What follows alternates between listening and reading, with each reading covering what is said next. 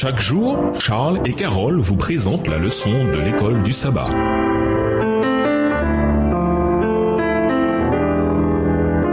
Bienvenue à votre émission. Dieu nous parle. Nous voilà à la leçon de vendredi. Pour aller plus loin, nous vous invitons à lire le chapitre La croissance en Jésus-Christ, les pages 59 à 66 dans le livre Le meilleur chemin, livre écrit par Ellen G. White. La croix du Christ sera la science et le chant des rachetés pendant toute l'éternité. Dans le Christ glorifié, ils contempleront le Christ crucifié. Jamais on n'oubliera que celui dont la puissance a créé et soutient les innombrables mondes à travers l'immensité de l'espace, le bien-aimé de Dieu, la majesté du ciel, celui que les chérubins et les séraphins éblouissants mettent leur joie à adorer, s'est humilié pour relever l'homme déchu, qu'il a porté la culpabilité et la honte du péché, que la face de son Père s'est dérobée à ses yeux, jusqu'au moment où le poids des malheurs d'un monde perdu a brisé son cœur et éteint sa vie sur la croix du calvaire. La pensée que le Créateur de tous les mondes, l'arbitre de toutes les destinées, ait pu renoncer à sa gloire et s'humilier lui-même par amour pour l'homme, provoquera toujours l'émerveillement et l'adoration de l'univers. Lorsque les nations des sauvés regarderont leur Rédempteur et contempleront la gloire éternelle du Père brillant sur le visage du Christ, lorsqu'elles contempleront son trône qui dure depuis toujours et pour toujours, sachant que son royaume n'aura aucune fin, elles éclateront en chants d'extase. Digne est l'agneau immolé qui nous a rachetés pour Dieu par son sang précieux. Extrait du livre Le Grand Espoir, les pages 478 et 479, livre écrit par Ellen G. White. À méditer. En classe, évoquez le fait de trouver l'équilibre dans l'adoration entre la révérence et la joie. Ou bien réfléchissez à cette question. D'ailleurs, la révérence et la joie sont-elles mutuellement exclusives? Les Israélites placèrent la muraille de Jérusalem sous la protection divine à travers la cérémonie de dédicace et reconnaissaient ainsi que mur ne sert à rien si Dieu ne le défend pas. Salomon l'avait bien exprimé. Si ce n'est le Seigneur qui bâtit la maison, ceux qui la bâtissent travaillent inutilement. Si ce n'est le Seigneur qui garde la ville, celui qui la garde veille inutilement. Psaume 127, verset 1. Que devrait nous indiquer ce passage sur tout ce que nous entreprenons pour le Seigneur? Quel est le rôle de la musique dans l'expérience d'adoration de votre propre Église? Les Écritures sont claires. Jésus est notre grand prêtre dans le sanctuaire céleste. Qu'y fait-il exactement pour nous? Que peut nous enseigner le ministère des prêtres dans le temple terrestre sur ce que Jésus fait pour nous dans le temple céleste? Au revoir. Et à demain si Dieu veut.